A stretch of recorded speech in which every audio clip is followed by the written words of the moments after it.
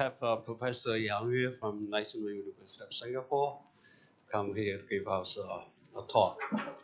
Professor Yang Yue was undergraduate from Peking University, graduated in the 80s, and then went to U.S. Columbia University, where he earned his PhD. He has been working at the National University since then, after his degree. So we're pretty happy to have him here, and who is working in this basically foundation of mathematics, particularly classification of theorems in terms of logical probability. And today he's going to give us his story on the computability of finite types. So let us welcome Professor Yang Yue, please. Okay, thank you, Professor Feng Qi. It's my honor to have the opportunity to speak at a colloquium in BIMSA. My talk today is on computability or finite types. It was based on some joint work with several colleagues. So here are their names. So some of them from Singapore, some from Iran. So I think I will spend most of the time on motivations because I do not assume people are familiar with recursion theory. And then after a long introduction, I will report some of the results on computability on bare space. And if I have time, I will move on to computability on finite types. So the main idea, actually, you can say it's contained in the second item. It's like going from dimension 2 to dimension n. So if you understand how to go from dimension 1 to dimension 2, you have sort of have an idea of how to go from dimension k to k plus 1. Okay, so we will see. So luckily there's a clock there. See. Okay, so the question about computability over finite types actually is part of some more general program. So the motivation actually is to understand what an algorithm is. So what is an algorithm? If you are familiar with recursion theory, you would ask, it's very natural to ask, is this still a question, right? So because for many people, it was already answered almost 100 years ago by the works of Gödel, Turing, Church, and Pliny, and other people. So there are many equivalent definitions of algorithms. One of them is using Turing machines. So for many people, the answer is just an algorithm is just something. So algorithm is just a Turing machine. So this is a short answer. Well, on omega, the set of natural numbers, this answer is definitely correct. It's true. It was answered by these great people. Okay. So I want to, because my research area is recursion theory, so I want to spend a few minutes to promote this area. So I want to briefly recall why Turing machine is the answer of the algorithm on omega. So I want to give evidence from so-called intrinsic point of view and from the external point of view. So first, why Turing machine is the answer is because Turing obtained his Turing machine by analyzing how human works. Right? In the 1930s, computer doesn't mean the computational device, but means someone who is actually doing the computing. So Turing actually analyzed the action of the person who make those computations, and then he defined his Turing machine. And also another justification is, at that time, actually, there are several different definitions. The definitions come from different branches of mathematics and based on different intuition. But it turns out all these definitions of computability or of algorithms are all equivalent. They all define the same class of functions. So therefore, there is something intrinsic behind all those different definitions. So this is another piece of evidence. Now I want to quote one long sentence of Gödel, and his word is always very long and twisted, maybe because of German tradition, or maybe because of the English translation. So in one of his articles, he talked about why Turing's definition of computability is so great. So I will not read the whole sentence. So he said the great importance of this Turing computability is because of the following.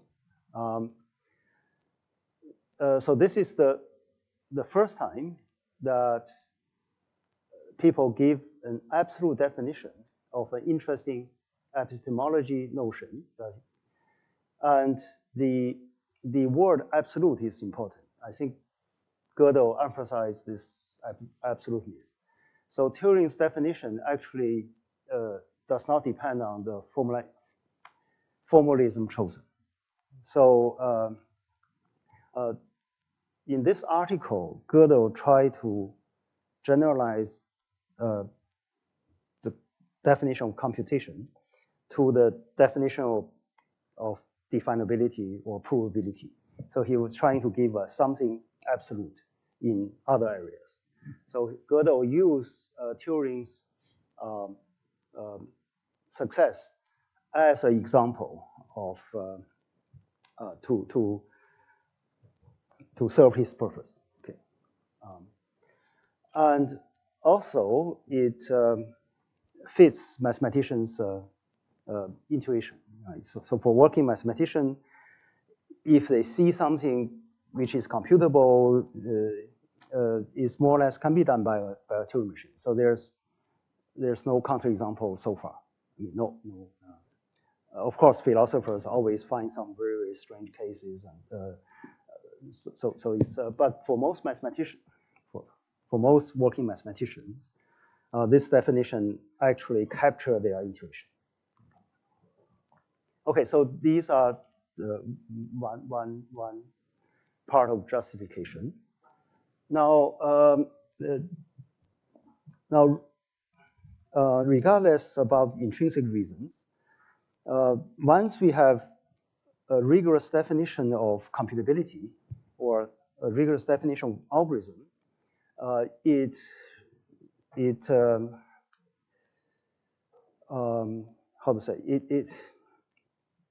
give the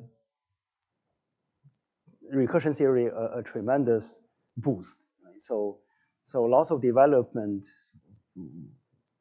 was based on this rigorous definition. So here I want to mention something. For example, in Turing's paper, actually, not only he defined computability, he also defined relativized computability. And based on this notion, people can study something called degree theory, which is one of the main branches of recursion theory. And also, using Turing machines, one can naturally define various computational complexities. For example, Turing machine, if you are familiar with the notion of Turing machine, it's very natural to, so they have steps. You can move one step, another step. So you can very easily define, for example, time complexity. And also the machine can scan some cells. You can define space complexity. So from the Turing machine, you can define some very natural complexities. And those complexities are very important in theoretical computer science.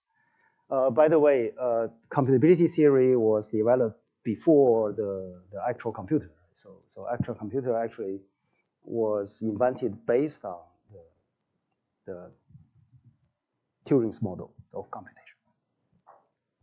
Finally, I want to give this example, not example. So in recursion theory, people have defined, it is known that computability coincides with some definability. So you can study computability without mentioning the machine, mentioning the actual computation.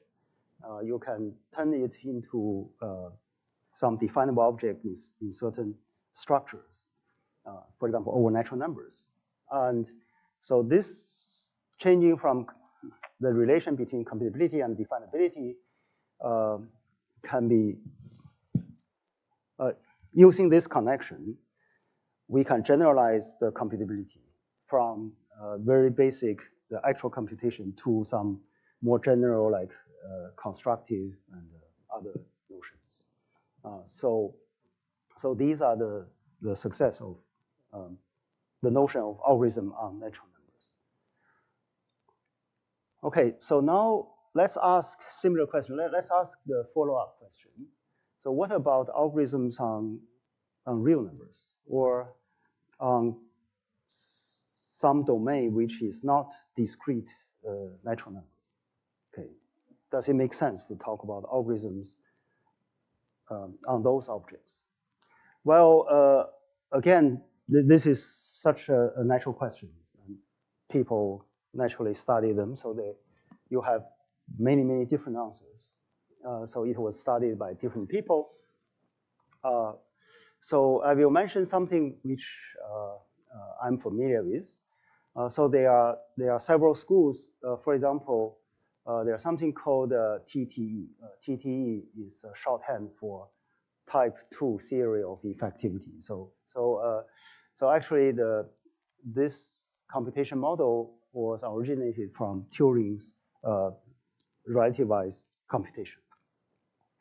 And in 1979 or late 1970s, Bloom, Shub, and Smale, they have a different model.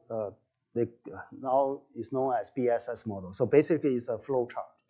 And then they use flow chart to define computability on real numbers, or in general, computability on rings, on abstract rings. So that paper was also very influential. And there are other approaches, and so I will not read all of them. However, there's a difference. So as I mentioned earlier, over natural numbers, all the different approaches give us the same class of functions. But here, different notions give us different class of functions. So even if we look at the computation on real numbers, there are different schools. So I mentioned the TTE and the BSS. So for example, in TTE, the equality between two real numbers is not computable. So they have their reasons. So the reasons was valid, and so the reason was real number is an infinite object. So if you want to do some computation usually is finite. So within finite many steps, you do not have sufficient information to. Of course, they can build some counterexamples saying after you declare the two numbers are equal, and then suddenly next digit change, or it's become different. So they're in the model of TTE, equality between real numbers is not computable. But however, in scientific computing, if you cannot handle equality between real numbers, it's harder you can do anything. So in the BSS models, they treat real number as atom. So they do not have this long infinite expansion. So they treat A equal B, the equality between two real numbers, as an atomic notion and assume it is computable. So of course, they have their own ideas behind this. But actually, so I'm mentioning this is actually, I want to give you some example of the difference between two schools, between different schools. Okay. Both schools have their own reason. Now, so the main obstacle, why when we step out of omega, out of the set of natural numbers, things become so complicated, is because the object we want to do calculation over is actual infinity. It's an infinite object. Well, the algorithm somehow, no matter how you perceive it, it has to be a finite notion, something like finite. You have to finish within finite amount of time or something like that. But even the input given to you is infinite. So there's tension between the two, right? So if you want to define computability over those infinite objects, you have to balance these two. You have to have something both have finite character, and on the other hand, you have to handle something infinite. So this is the thing we need to do. Okay, so back to the main question. The main question is what is an algorithm, right? So mathematicians do have intuitions on algorithm beyond omega. So because people talk about algorithm on complex numbers or on real numbers all the time.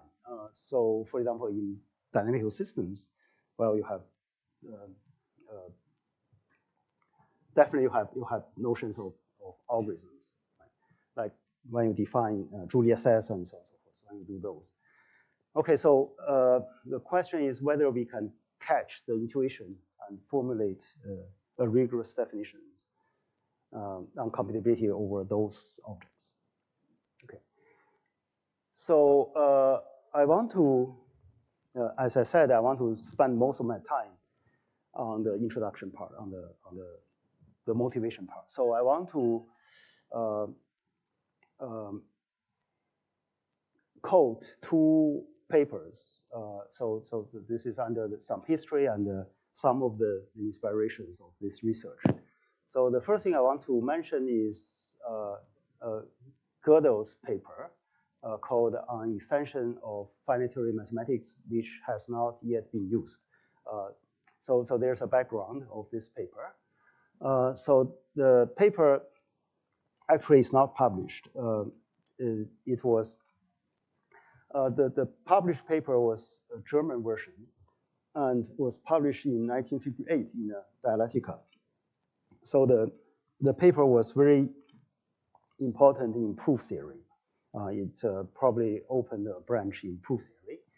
But so Gödel later, he translates the German version into English by himself, but somehow he's not satisfied with the working. It was almost ready. It's in a maybe Galley proof version. And after he died, people find in his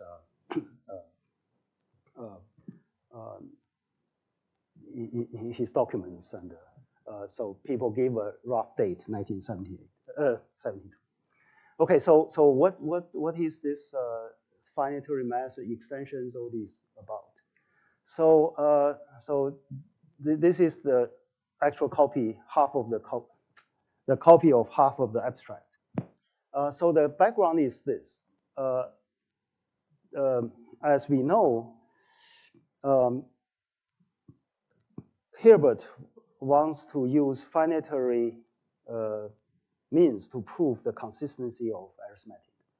And Gödel, it is Gödel himself who proved his incompleteness theorem and saying this is not possible. You cannot use finitary means to prove the consistency of piano arithmetic. Well, and then Gödel's friends, Paul Bernays. So this 1958 paper was dedicated to Bernays for his 60th or 70th birthday. So that's why Gödel wrote this paper. And so Bernays observed that in order to show the consistency of number theory, classical number theory, it is necessary to extend Hilbert's finitary standpoint. Right? So Bernays suggests admitting some abstract concept in addition to the combinatorial concept referred to symbols, because Hilbert says Hilbert's finitary math can be done like configurations in symbols in a space.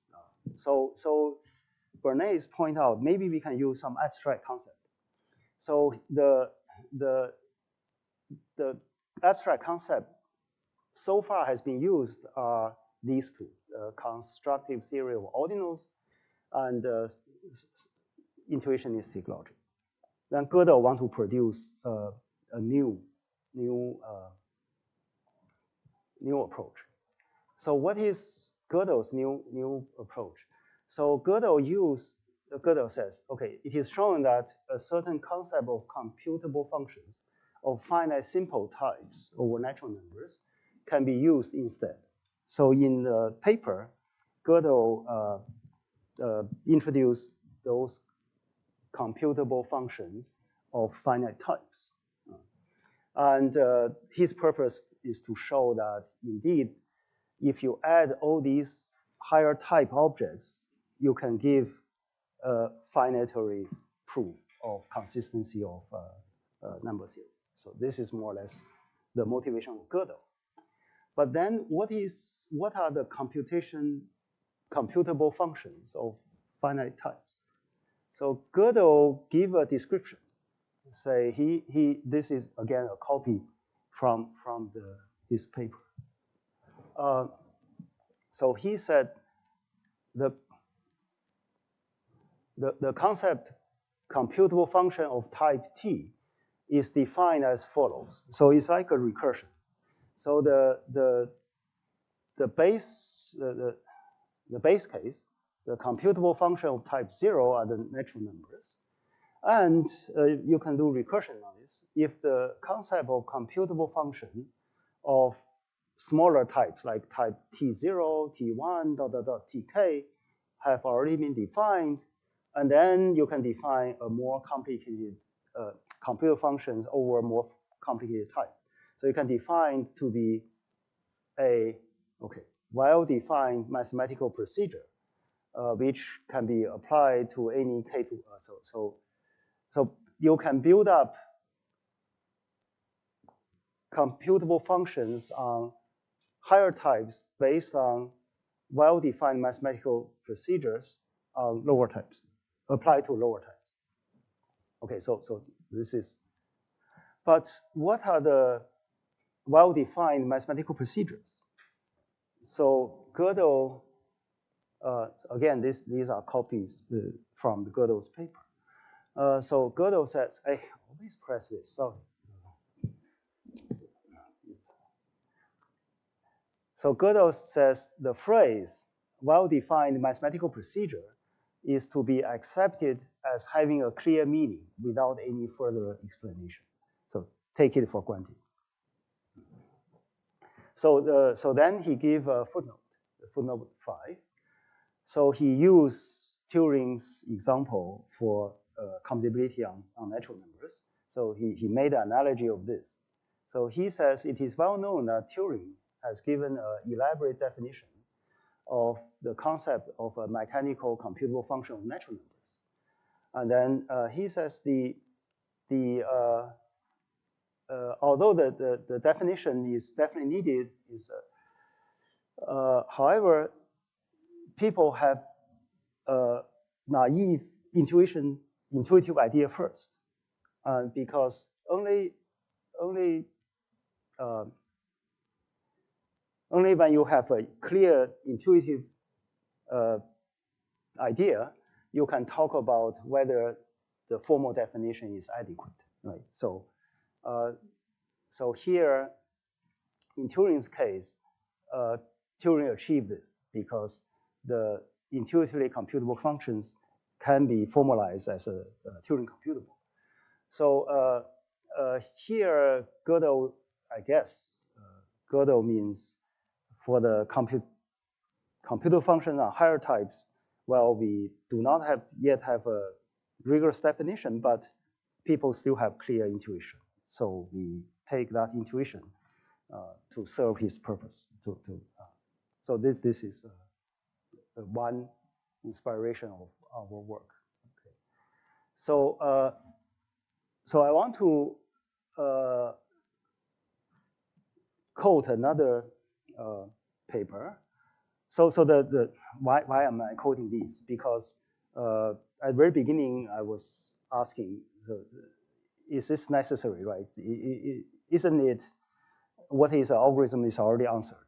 So I'm trying to say no, even for people like Gödel, or for people like Moshe Vardi, that there's still something going on.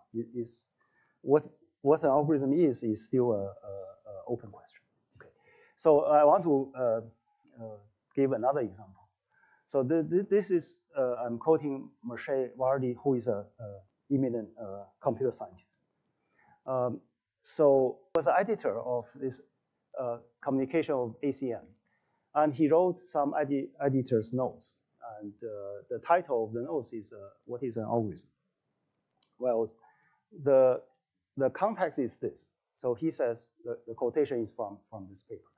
The 14th International Congress of Logic, Methodology, and Philosophy of Science held last July. So this is 2012, is 2011 in France, right?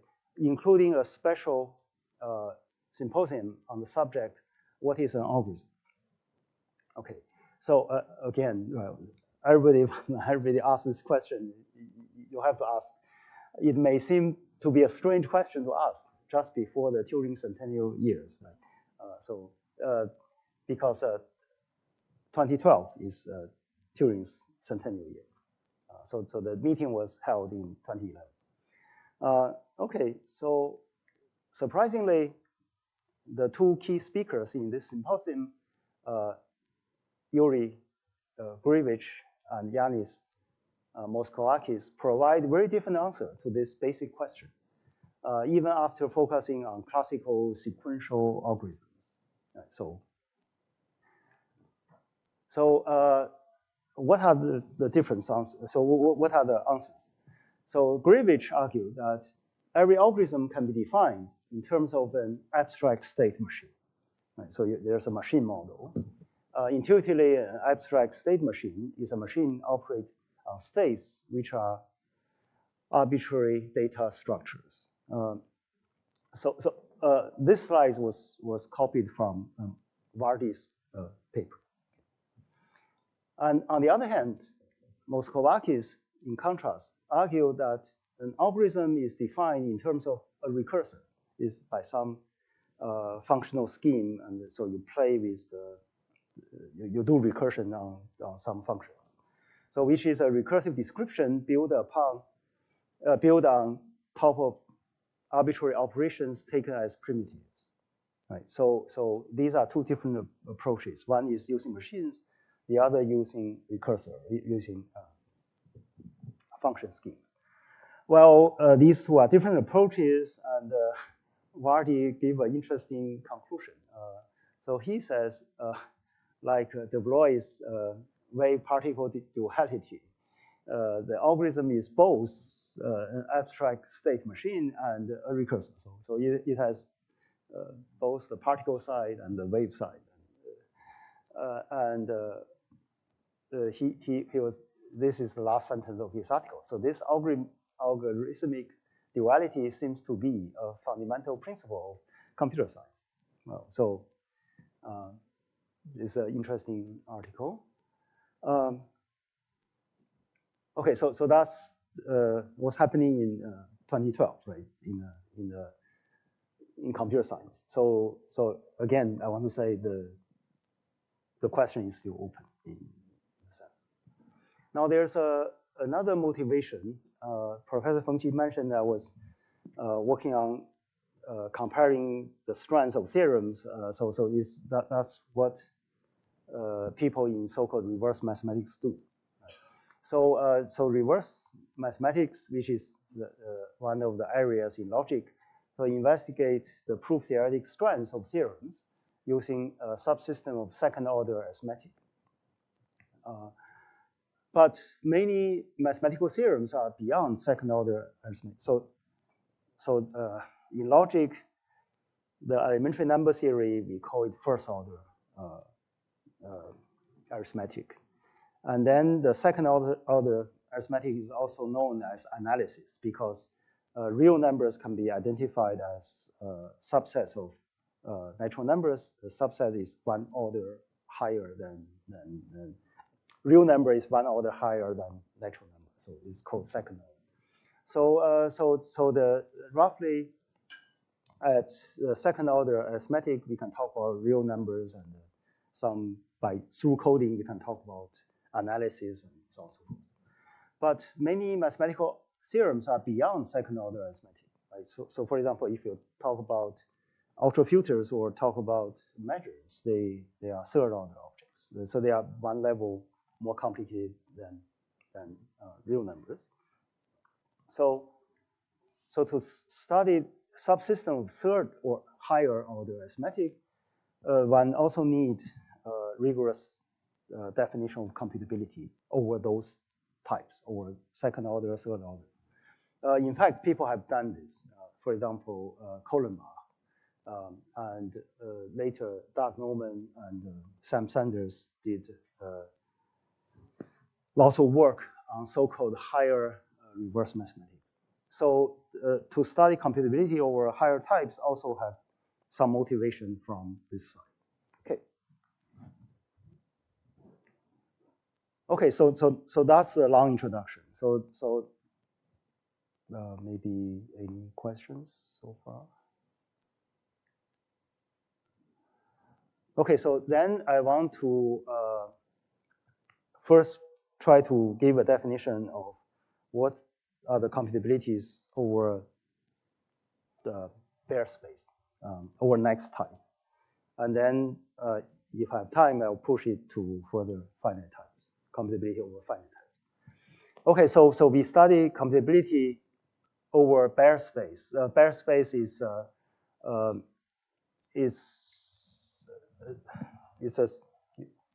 the infinite sequence of natural numbers equipped with a product topology. So it's bare space. So the numbers, the elements of bare space will be called type 1.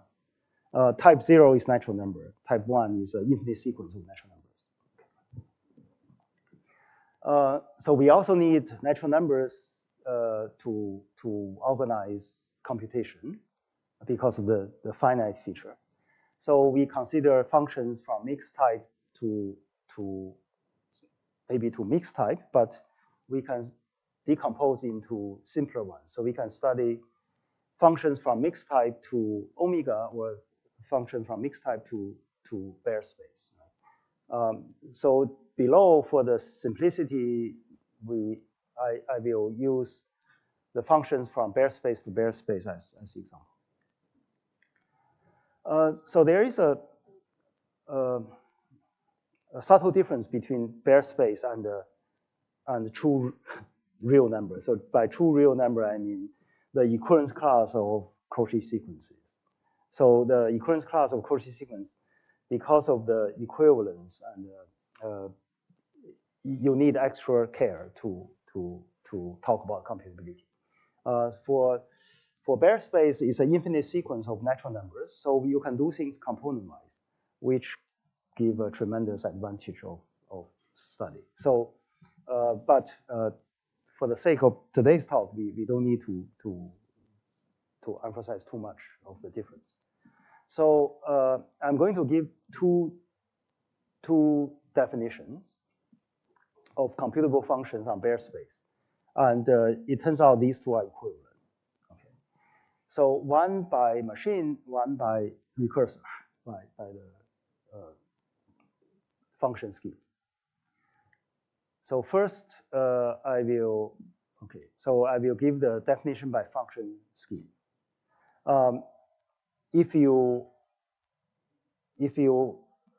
have taken the first course in undergraduate computability, you'll see that the blue part, so if you just delete the two red items, the blue part define the typical computable function, the class of computable functions. So the definition I'm given now is almost like the classical definition, but just add two new class of functions as seed. Okay, so the definition goes like this. So the definition is done by recursion. So the basic functions we take as primitive are these A, B, C, D, E. And then the class of computable functions are functions generated from these A, B, C, D, E, and by three rules. One is composition, the other is primitive recursion, and the other is the search operator or minimization operator. So the basic functions are zero functions, successor functions of natural number, and projection functions. Like if you give me x1 ... xn as input, you ask me to return xi for some fixed I, so this is a projection. So these things are definitely computable. And then I'm going to define what are the TTE computable functions. And also I want to add equality. So this characteristic function, actually, the purpose of it is to determine equality between two elements in bare space. So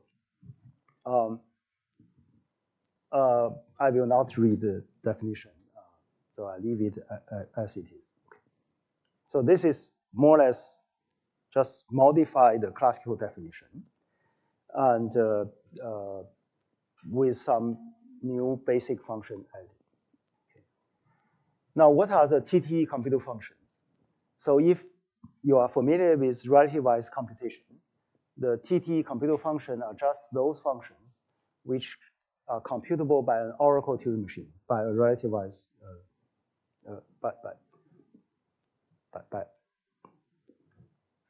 by oracle Turing machine. Okay. So by some kind of Turing machine.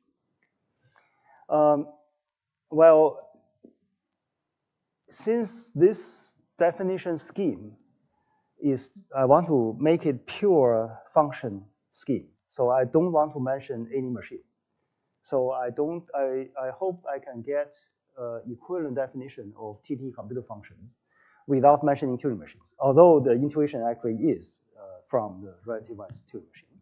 So yes, okay, this is very easy to observe, that actually you can define the same class of functions without using the Turing machines. You can define it by some other ways without mentioning Turing machine. So okay, so that's the first definition. So there is a, since in the introduction I mentioned that two schools disagree strongly at equality.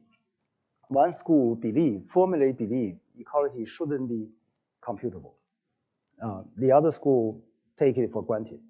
So I add the equality inside. So I'm going for the BSS one, right?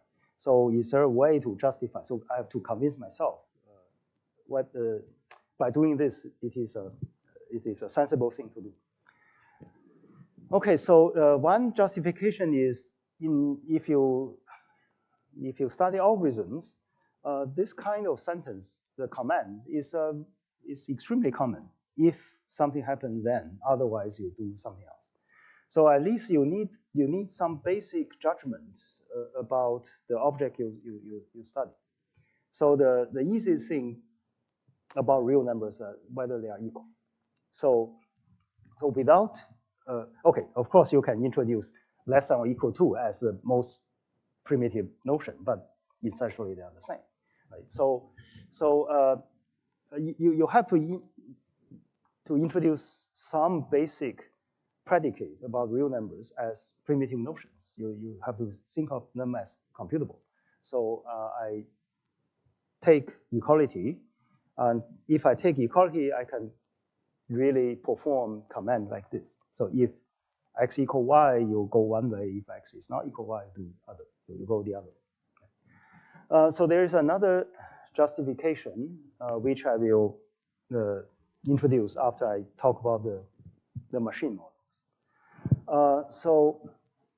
I want to say why people hate equality so much. So there are several reasons people hate equality. So one reason is equality between two real numbers is so-called pi 0 1 complete, is equivalent to halting problem. And halting problem is a classical problem. It's a typical example of non-computable. So if you stand firm on the boundary of classical recursion theory, equality is definitely beyond computable world. Okay, so this is one reason. The other worry was if you add this equality inside, by doing closure, you are forced to add more complicated ones, right? So you start from some computable objects. If you add this non-computable equality, and by making closure, you could compute things more powerful than one quantifier question. You could go from one quantifier to two quantifier, then to three quantifier, then in the end, you get something obviously not immediately computable. So that's I call the explosion, right? So our computation model avoid this explosion. So that's why I think is that's one of the good thing about our model. Anyway, so now I want to introduce the second description of computability. So I want to use a machine. So this machine is complicated. It has, unfortunately, I cannot draw it on this. So you can draw a line here. So in the middle, there's something called the billboard, whatever the K here. You draw a line here. On top is all discrete. It's just like a standard Turing machine. Right? And on the bottom here, these are the words for the bare space. So unfortunately, I call it master and slave.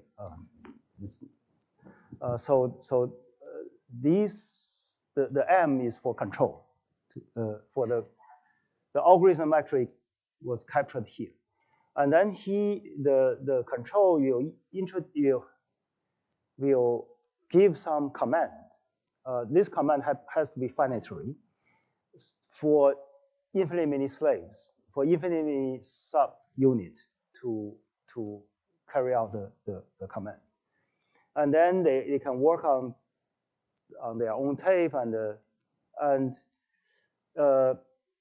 there is a device can perform equality or zero test, I call it. So you can ask a sequence of natural numbers whether this is a pure zero. The sequence is 0, 0, 0, 0, 0. So if yes, maybe you write a 1 here. If no, you write 0. So then the control unit can read the answer. Okay, so this is a hybrid model. The philosophy is the control unit is finite, but since the input of real number is an element in bare space is infinitary, I need infinitely many many slaves to help me do the computation. So the infinitary was here, and this is finitary. So this is a strange way of combining finitary and infinitary. Well, what is so these are some descriptions of how the machine works, but I don't think I will get into it. I want to jump to this.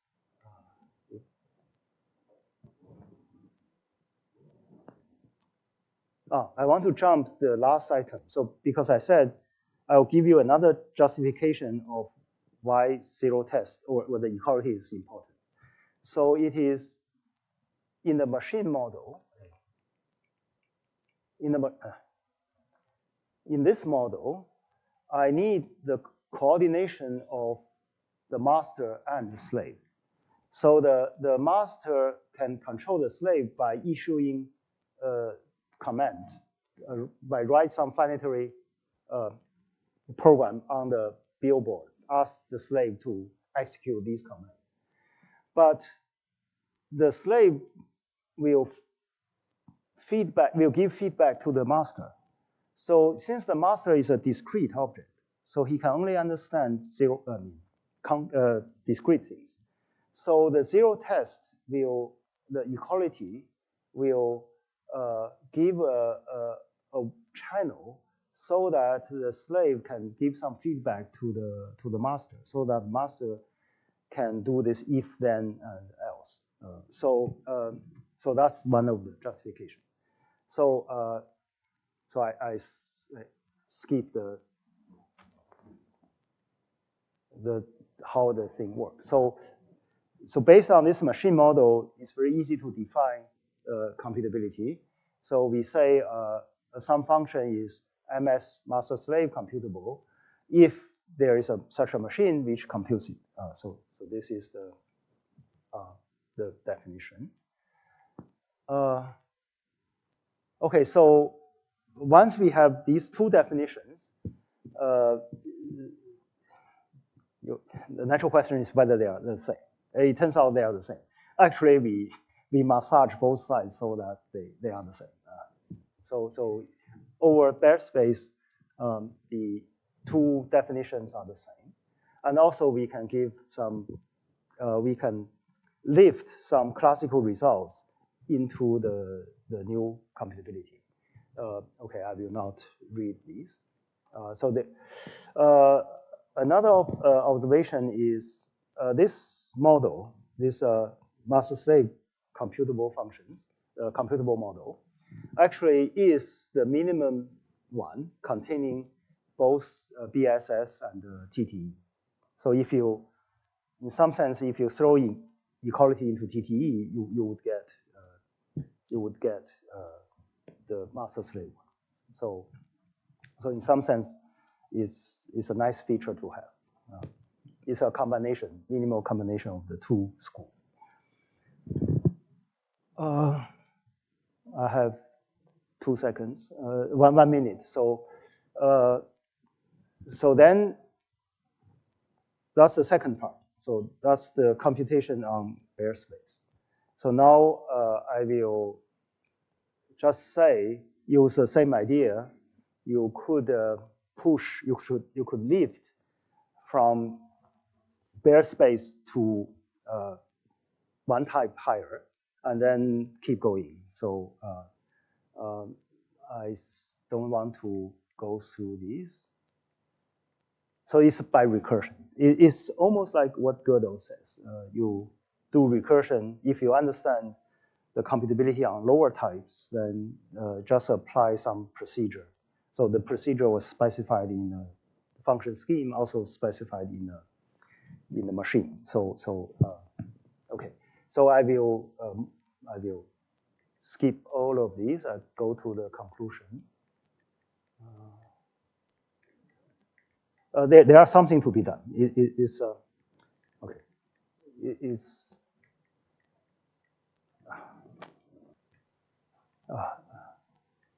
okay. I want to skip all these. I want to go to the final conclusion.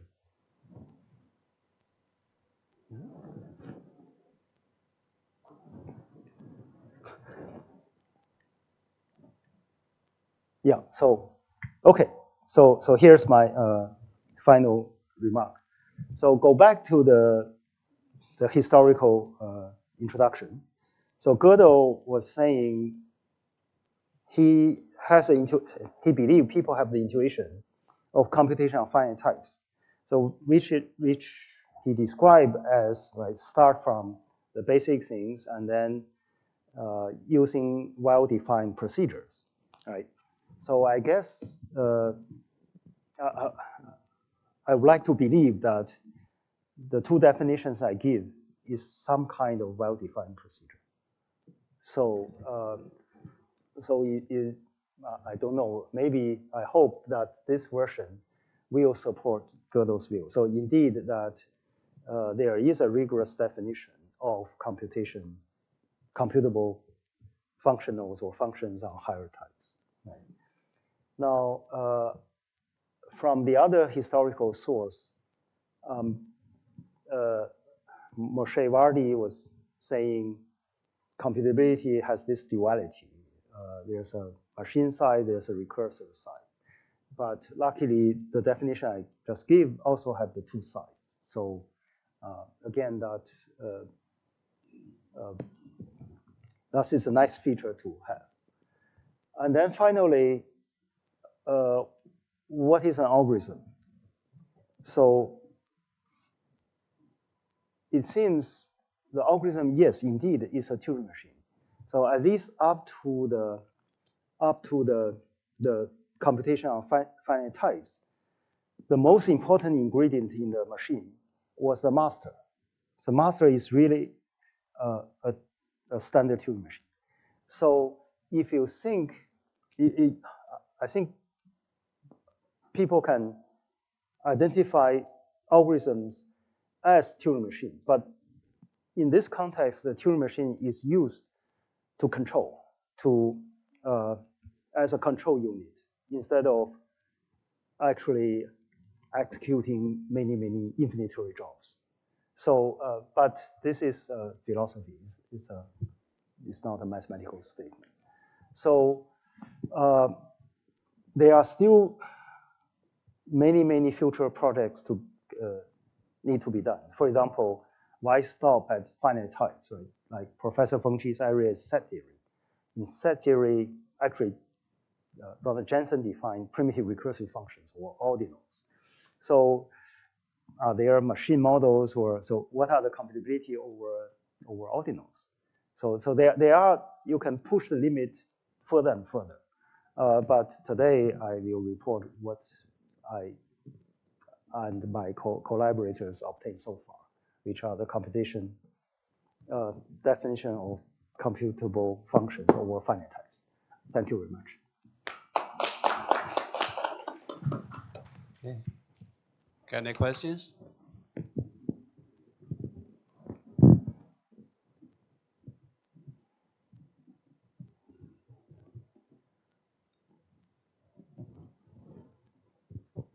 Thank you for your wonderful talk. I wonder what kind of class of functions are used in our realistic computers? Oh, realistic. Okay, Yeah. so that's actually a very good question. So I want to go back to, hopefully I can do it fast enough.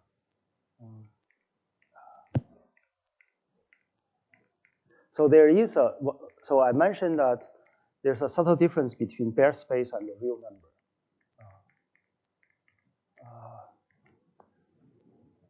So when we define our computability, we certainly want to have typical examples. So for example, all the functions from engineering, like sine, cosine, exponential, log, so all these turns out to be computable. And actually, it's not wrong to say the computable function under our definitions are countable pieces of those analytic functions. So of course, there are some requirements on the boundary. If you have one piece, the piece should end at some computable reals. So here, if you go to the real world, most likely whatever you see are all computable. But in bare space, for example, sorry, I'm a little bit carried away, sorry. So for example, in real life, exponential function is extremely natural, just exponential. Now, over bare space, what is 2 to the power of infinite sequence? So bare space is very hard to define. What is the sign of infinite sequence of natural numbers? So it seems bare space, you can only do things component-wise. Say, suppose you want to say 2 to the power of the sequence, you just do it component. So for example, 2 to the pi. Maybe just 2 to the 3, 2 to the 3.1. So let me try to answer. So the computability over bare space is more like a logician's game. So the logicians, they study computability over bare space, which serve the purpose of logicians, but has probably some distance with the engineering and the real examples. Now, if you move to the R, to the Cauchy sequence, and then you can study sine, cosine, all these functions, but they are all computable. So I don't know whether I answered your question. Yeah, thank you for your explanation. Okay, other questions?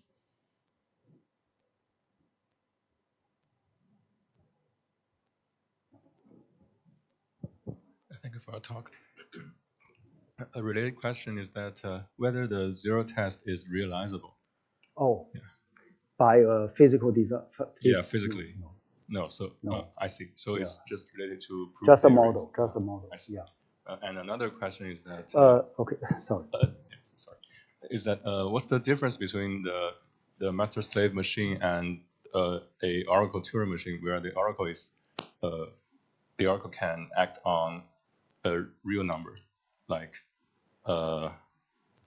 take a real number as an input and output an integer, for example.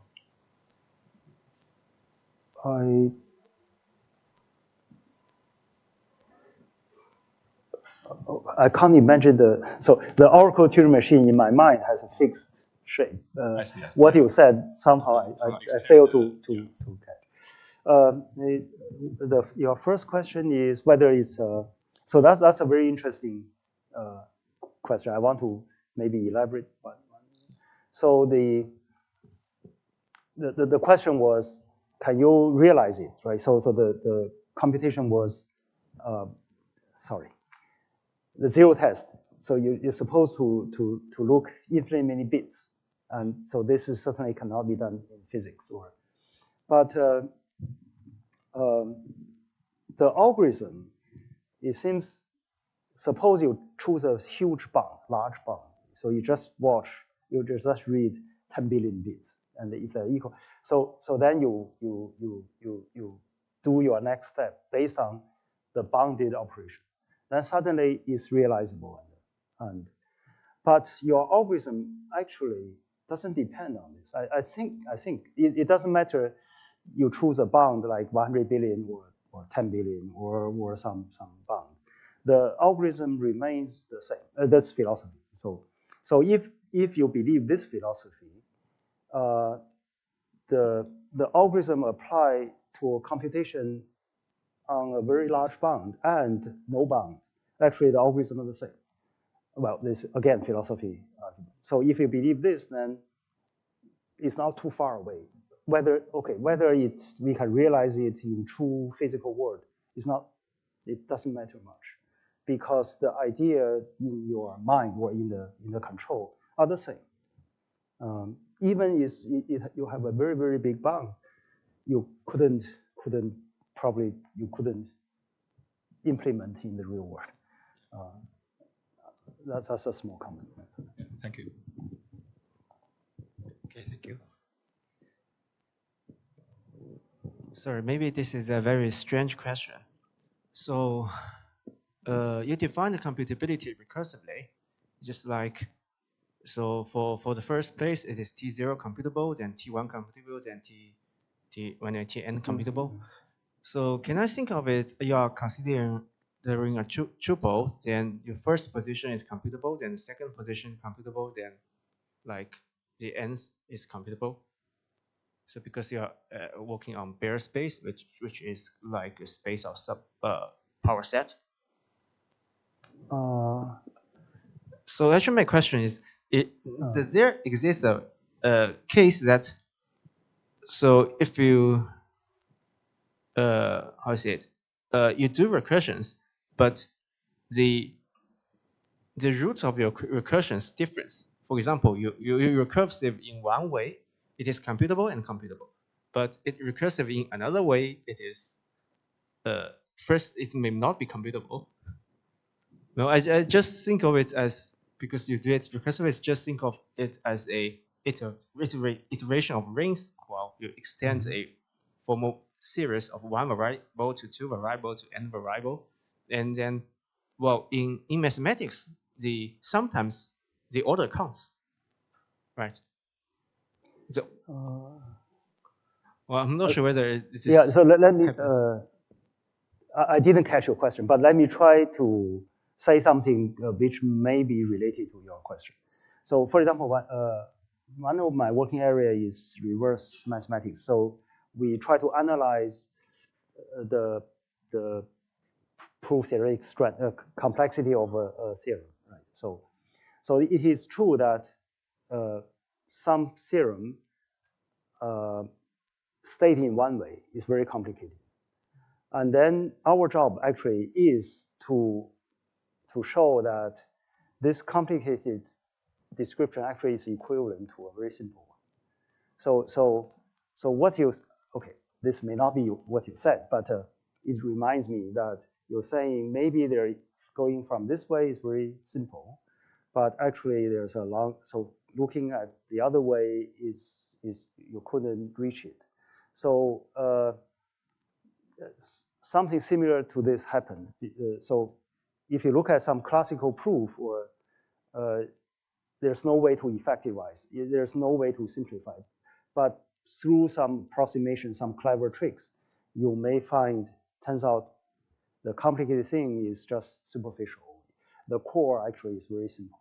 I don't know whether I answer your question, but what you said reminds me something like this. Okay, thanks. Bye. Okay, one more last question. Okay, in that case, let us thank our speaker again. Thank you.